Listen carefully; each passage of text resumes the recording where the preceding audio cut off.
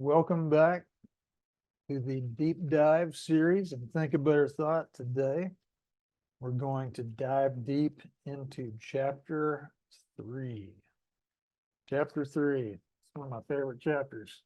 Persistence is the lifeblood of success. The quote, success is stumbling from failure to failure with no loss of enthusiasm. So, the way I start this chapter out is with a little story. And in 1995, I got married. Also had our first son, Bryce. I was in Houston, Texas. My wife, Dee Dee, and I, we were making great money. And for 1995, we were making really good money. We were both with Houston Cellular. I was trying to sell insurance with this company called Primerica too, part-time. And when Bryce came, we wanted to leave Houston. We just didn't feel like it was safe. Dee Dee grew up in Midland. I grew up in a small town, Wheeler, which is, Midland's got 100,000 people. Wheeler's got 1,000. Houston had, a couple million. So we were downsizing the people around us because we felt it was safer. And on a dime, moved out to Midland. Dee Dee got a job selling some kind of advertising with the paper there. And we literally went from making about 10 grand a month to 1 grand a month. And I got credit cards, everything just exploded. It was horrible. I had collectors calling all the time, like every day, letters, all this stuff. And it was just really depressing because you're riding on this high. Everything's easy. You get to do pretty much what you want. And then the material stuff gone. But you know what? What I realized later is I was the richest man in the world. And another son and a daughter and another son. So success is how you look at it. And what I say is staying down. When we lost, it was rough because I really wanted to be good at selling insurance. I was 23 and nobody knew me, and I had a stupid mustache to try and look older. That didn't even work. Nobody wanted to buy insurance or get financial advice from somebody that hadn't lived life. Imagine that. What I did do is I didn't quit. I kept flying and I wound up getting a little construction job, provided a little cash, and then I answered an ad in the paper for another job at a TV station, and I got that. And that turned into a career that I became a sales manager, and got cut loose there and became an owner of an advertising agency. So without that experience, I wouldn't be here today with not only one business, but 2, 3, like I'm involved in 4, I think we might have 5 family businesses now. I believe, without a doubt, we're not really gonna, I could share this, we'll share this screen a little bit, but persistence creates success, but lack of persistence, that kills more dreams than anything else. And you can boil lack of persistence down to another word, quitting. No persistence. If you don't have persistence, what you have in you is you have quit in you. And you cannot, the title of this book is Think a Better Thought. What doesn't work is thinking about how to act right. And with persistence, you have to act with persistence. The only way is to act If you think about it, you must act about it. So if you say, I'm gonna be persistent, be persistent. Don't quit. You know what that means? That means everyone may tell you no. What are you gonna do? Are you going to say, fuck it, I'm done, and leave your persistence? Or are you gonna say, I don't care, whatever it takes. If I come in scratched, bleeding, bruised, crying, dirty, whatever it is, will I finish what I've set out to do? If you really understand and know what you want to do in your heart, then yeah, you will have the persistence. But that's what it is. It's not quitting. Okay, let's go ahead and share the screen here a little bit.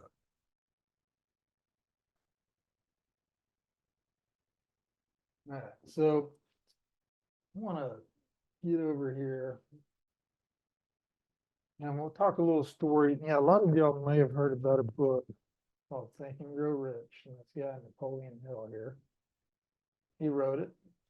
What he did to write the book was he spent 25 years interviewing highly successful people, millionaires, this is back in the early 1900s.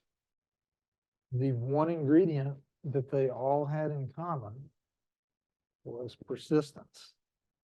They failed and failed and failed and failed and failed and failed and failed, but they never ever quit.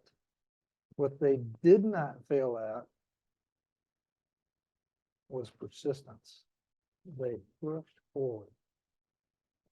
Okay? You cannot control what other people are going to say or do. You can't control things, anything. All you can control are your thoughts and your actions. Now, I've got a story in here about success and an oak tree, and we're going to talk about that here in a second. Let me just stop this to do that. I said earlier before, and if you're just, this is your first video, I like to use nature as an example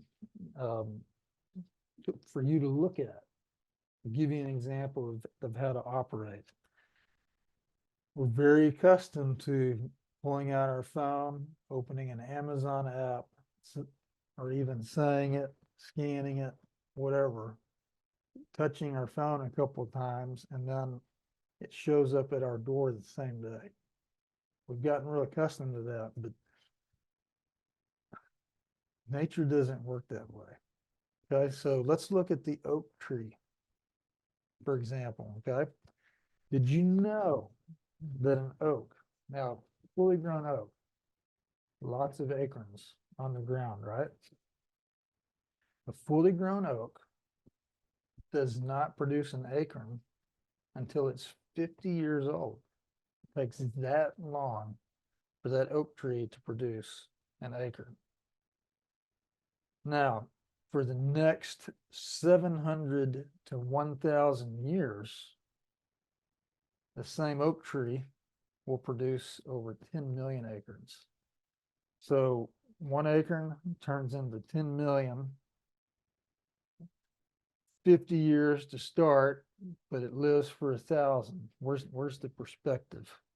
For the majority of this tree's life, it's going to produce 10 million acorns. But in the beginning, nothing. It takes a little while for the momentum to come, for everything to be ready, for the foundation to be built, for it to be a solid idea, right? So your idea, the thing that you want to do in your life, that's the acorn. The thing you want to do in your life, that's the idea. So you're going to plant it, just like that oak tree. And then it's going to take time before the results show. What's our part while that's happening? Our part is to be persistent in caring for this tree, for this idea, or this thing that you want to do. It's not going to take you 50 years. You're only going to be on this earth maybe 100 at best, right? So it's going to happen quicker than the oak tree. But your part is to be persistent, to plan it right, put it in the right environment. So if you have an idea, let's say you want to start a business. Let's also say that you're around very critical people. Maybe they're in your family, maybe they're close coworkers. Is it a safe environment for you to share that idea with them? I would say no. I would say it's more of a toxic environment that could be poisonous to your idea, because they would ask questions like, why do you want to do that? Oh, you're never going to be able to do that. Oh, that's too hard. They're just going to be throwing all kinds of bullshit your way to encourage you to quit. Now, are they doing that on purpose to encourage you to quit? No. But what's happening up here is your ego is getting hit with all these arrows of negativity, and it's saying, you know what? Safety time, time out, red alert, red alert, red alert. Failure is a possibility. You got to quit before it's too late. And people quit. So your job is to be persistent in putting that seed in the best environment and then caring for it by giving it the right nutrition. You can't overwater it. You can't underwater it. You can't over fertilize it. You can't under. You can't walk on it, right? You got to protect it and take care of it. And taking care of it is belief. That's seeing it. One day soon, it's raining today, but the view that I can see out here, I saw in my mind for 9 months every day. I sat down and I meditated, I visualized, and I have a great, amazing view. I love it. I mean, I absolutely love it. But I spent time working on that, and I believed it was already mine. So the belief, that's a key factor. Okay. The action required is planning, persistent, watering with faith, knowing that the oak, your idea is going to mature, until you take care of it. Now, let's say that you've got this great idea, but things don't work out right. I'm going to tell you right now, that's the price of admission. Sometimes you've got to prove that you really want to do this for it to take off. If it doesn't work right the first time and you know that this is the right thing to do, figure out another way to do it. That's not quitting. That's changing your plans. That's changing your methods, right? You still are focused on the end result. Okay? You're not trying to do anything. Let's say I'm going to try to start a business. I'm going to try to lose weight. I'm going to try to get in better shape. I'm going to try to eat healthier. I'm going to try to read a book. Are you going to try, or are you going to do?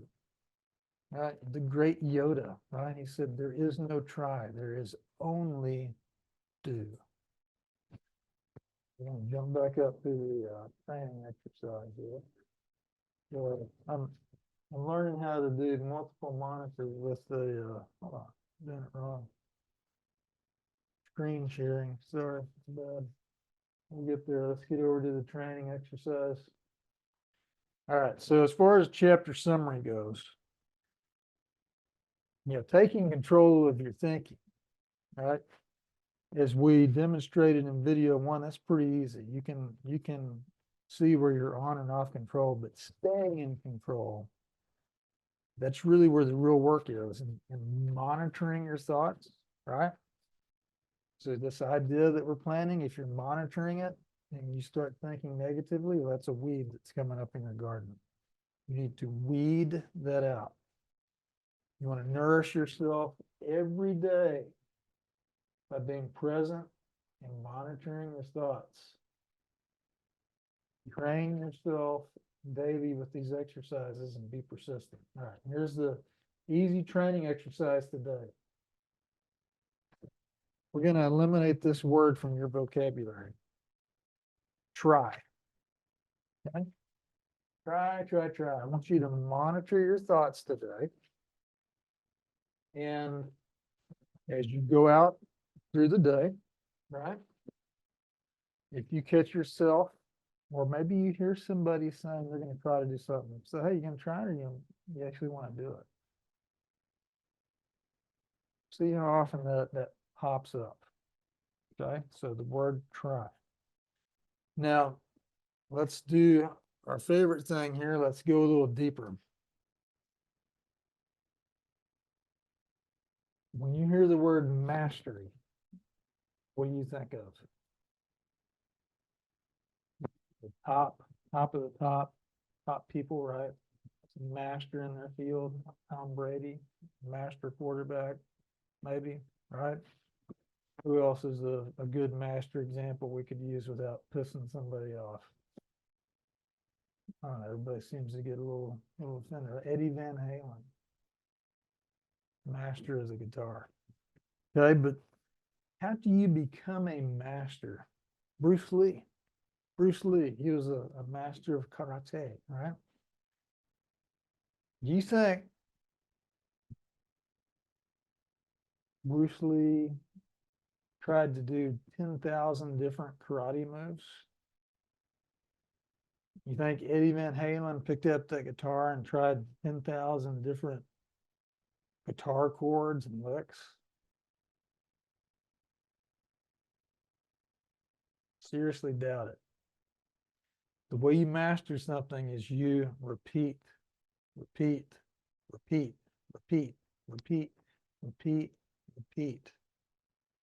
And what's in here are very few things that need to be repeated. I promise you, if you take them and repeat, you will become a master at controlling your thinking. What you choose to think, what you choose to focus on, that's your choice. Okay? Success is defined by all of us individually, what it really means to us. So I'm not going to define that for you, but I will tell you that you can become a master of your thinking if you follow what I'm telling you to do, what I'm giving you. I'm not telling you. Apologize for saying that. What I'm suggesting, based on what I have used. I told this story last time, but it's also in here, mastery, the NASA goggles experiment. So if you've already heard it, you can tune out. But if not, when NASA started, they wanted to make sure their astronauts could work sideways, upside down, right side up. And they gave them goggles that when they put their goggles on, I'm using my glasses, it flipped their vision upside down. So everything I saw was upside down. The astronauts never took the glasses off. They worked in them, they slept in them, they ate in them. On the 26th day, one of the astronauts wakes up with his goggles on, but everything now is right side up. His brain rewired and corrected his vision. All other astronauts, same thing happened, the 26th through the 30th day. As they studied this significantly, what was learned was that anytime the goggles were removed before a full 30-day cycle was completed, the brain would not rewire. The only way for the brain to rewire, that astronaut would have to go back to day one, put them on, and go a full 30 days. So to create a habit that sticks,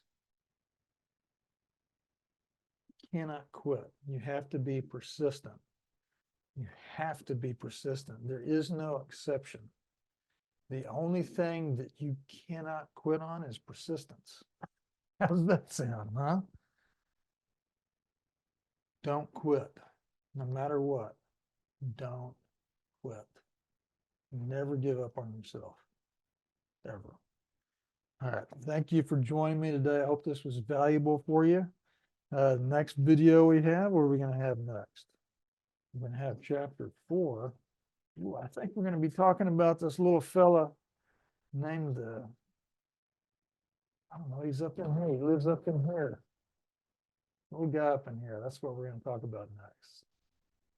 All right, y'all take care and we'll see you soon. Think a better thought.